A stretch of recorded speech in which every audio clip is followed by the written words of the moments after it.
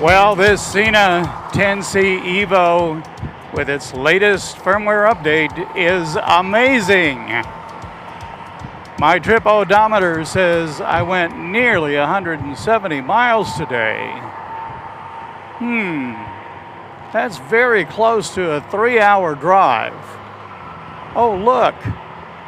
By some magical means, the exact minutes it recorded is appearing right here on the screen right now. How does that happen?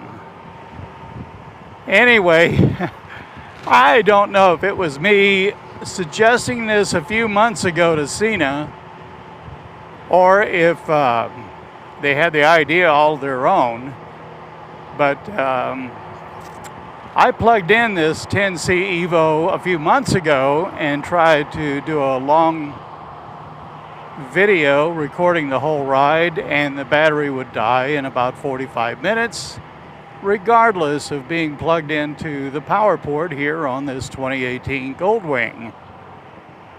But now, with this latest firmware update, if you follow the right sequence, in other words, keep the Sena 10c EVO off, then when the bike is running and the port is active, plug it in, then power up the Sena, turn on the camera, and then start recording.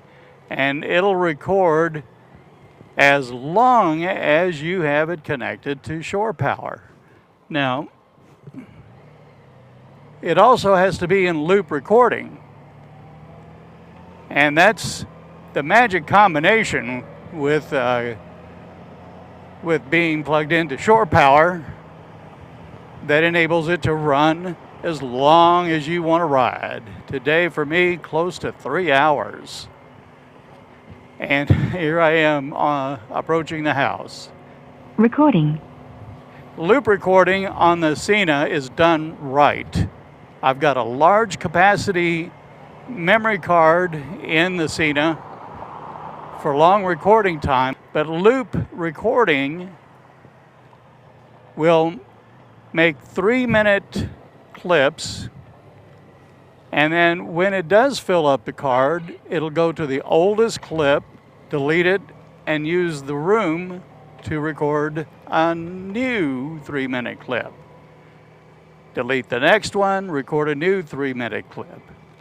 So at any given time, your card will go back as many hours as video it will hold in loop recording. You never have to clear the card when you want to record again. It just automatically reuses the oldest clip. So I don't even have to mess with clearing the card. It's a beautiful thing. Thank you, Sena.